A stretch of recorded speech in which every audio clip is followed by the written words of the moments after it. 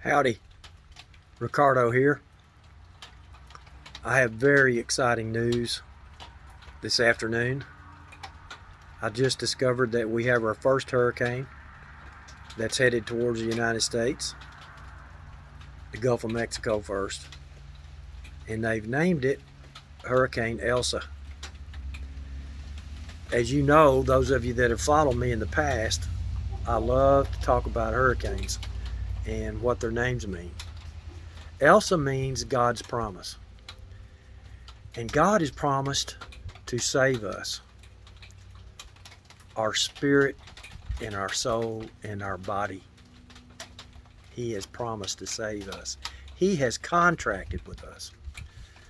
This morning early during my quiet time, I spoke to two of the men that I speak to often during or after my quiet time. And while I was speaking to the two of them, I was telling them that God had just shown me that He has put earnest money in us. And I asked both of them if they had ever put down earnest money on a contract. And both had. And I have.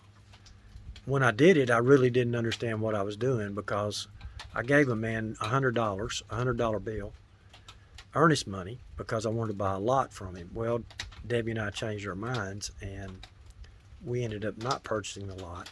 I went back to him to get my $100, and he told me, no way. And I said, why? And he said, well, it's earnest money. You don't get that back. I was studying this morning in the first chapter of Ephesians, and God, through the Apostle Paul, tells us that when we are saved, He puts His Spirit in us. He seals us with His Holy Spirit as earnest against our redemption. So God has promised to redeem us, spirit, soul, and body. And He has given us a piece of His Spirit as earnest on that contract, on that agreement. Now we have a hurricane headed towards us. That means God's promise. That is not a circumstance. That didn't just happen to happen.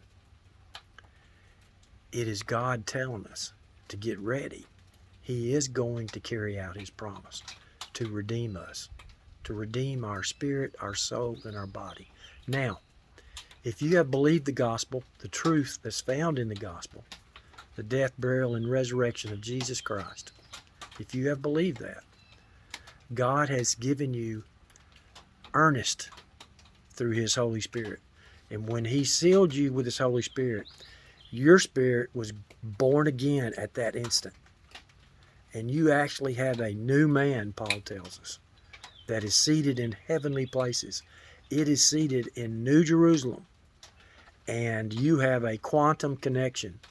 You can't see it, but you have a quantum connection to God the Father and God Jesus the Son through that Holy Spirit. You have an extension cord that runs from your body to the throne room in heaven.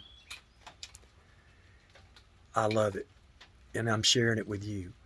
That promise, God's promise, is headed our way, and I will be watching it closely. God bless you.